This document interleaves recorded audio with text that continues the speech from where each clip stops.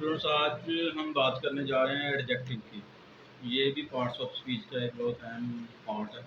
ठीक है, मिसाल के तौर पर अगर हमने किसी भी फिक्रे में हर वर्ड को लहदा पार्ट्स ऑफ स्पीच की ज़बान में, टर्मिनोलॉजी की ज़बान में बयान करना है तो उसके लिए पार्ट्स ऑफ स्पीच को जानना बहुत ज़रूरी है।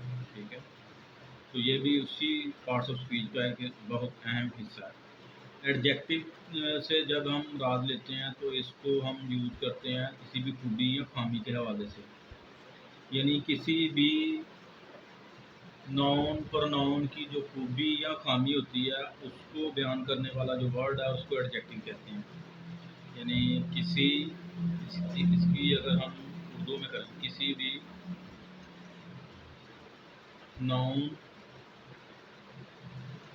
या प्रोनाउन, इसको हम सब्जेक्ट के तौर पर लेते हैं। ये नाउन जो होता है, ठीक है, किसी भी नाउन या प्रोनाउन की खूबी या खामी को जो वर्ड बयान करता है, ज़ाहिर करता है या ज़ाहिर करता है, उसको एडजेक्टिव कहा जाता है।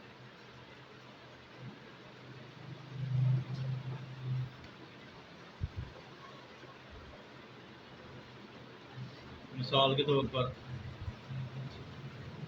He is playing very beautiful. He is playing beautifully कर लेते हैं।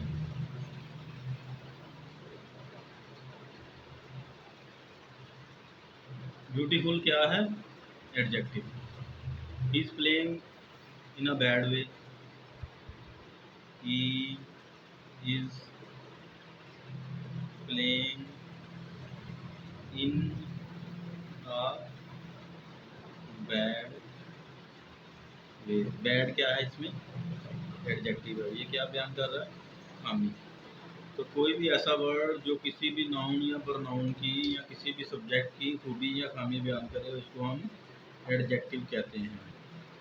ये बहुत ही एक आसान सा पार्ट्स ऑफ स्पीच का एक हिस्सा है एडजेक्टिव, जिसको समझना नहायत ही ईजी है।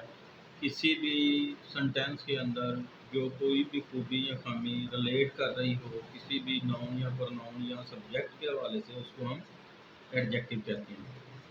तो स्टूडेंट्स आज के लिए जो है वो अभी तक का जो है ये एडजेक्टिव के हवाले से जो हमारा लेक्चर था वो कंप्लीट है।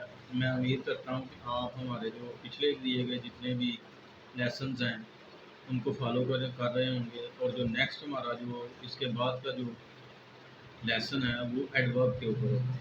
तो ये भी हम उम्मीद करते हैं कि आप हमारे चैनल को जो है वो सब्सक्राइब भी करेंगे और आगे शेयर भी करते रहेंगे।